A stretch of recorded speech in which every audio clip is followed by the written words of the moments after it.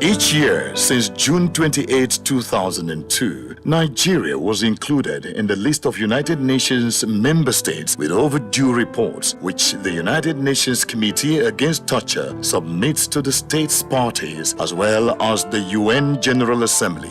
According to Article 19 of the Convention Against Torture, state parties are supposed to submit reports, regular reports, to the committee detailing what they have done to implement the Convention Against Torture and to deal with the issue of torture in their respective countries. And that report only says, this in relation to these provisions, these are how we have been complying.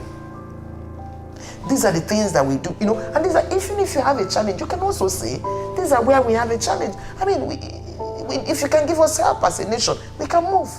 By acceding to the convention on June 28, 2001, Nigeria was under an obligation to submit its initial report not later than 1 year.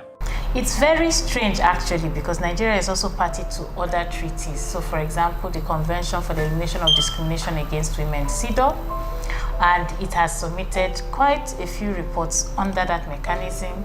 Nigeria is also participating in the Universal Periodic Review, which are state reports submitted to the Human Rights Council.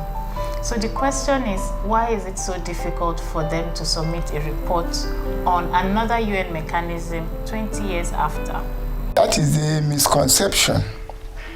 We have been very much in tune with the United Nations Convention Against Torture.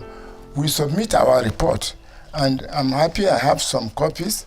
Report of the activities of the National Committee Against Torture, NCAT, in Nigeria. This is the general report every quarter by obligation. Fourth quarterly report of the National Committee Against Torture for the period ending 31st December 2014 to the United Nations Subcommittee Against Torture in Geneva.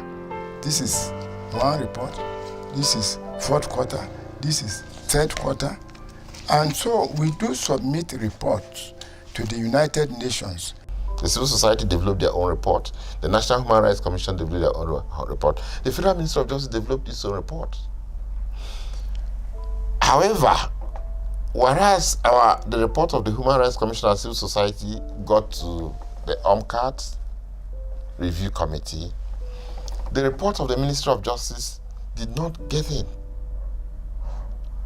which maybe due to technical issues or for one reason or the other, between the Nigerian embassy in Switzerland and the Ministry of Justice. In fact, we thought the report had been submitted.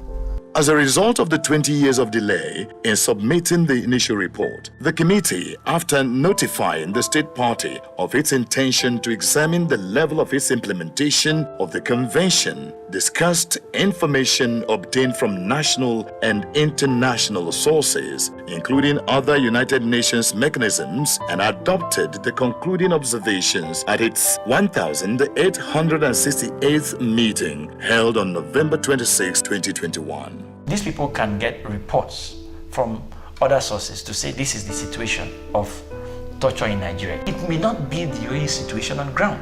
And if government doesn't come to provide contrary evidence to say this is not how it is, it means they will run with the story. So you have issues where we keep complaining in this country that we are getting bad press, that the international community is judging us harshly. But when we get the opportunity to tell our own stories, instead of coming out to tell our own stories, we refuse to do that. Whether Nigeria submitted a report or not, it beholds the organization to continue to demand for that accountability, so that in the first place, it's something we'll continue to demand accountability for, because we know that torture happens in Nigeria. We know that people have been victims, and people have actually gone and complained about these acts of torture. Notwithstanding the foregoing, the committee acknowledges the accession to or ratification of a good number of international instruments by the Nigerian government. Notably is the Anti-Torture Act enacted in 2017. What the Anti-Torture Act has done now is to make torture a crime. It is a criminal offense now to torture anybody, not to talk of obtaining evidence through torture. But however, the Anti-Torture Act of 2017 has a big gap. A big gap that did not take into cognizance the whole notion of what rehabilitation ought to be and how that rehabilitation is supposed to be delivered to the victim. There are deep concerns by the committee that the Anti-Torture Act 2017 does not cover attempts to commit torture and other cruel, inhuman, or degrading treatment or punishment and lacks specific provisions establishing statutes of limitation and barring the amnesty or pardon for the acts of torture. The lack of information on the actual practice of direct application of the convention by domestic courts, as well as on cases where the convention has been applied by the courts, are equally worrisome.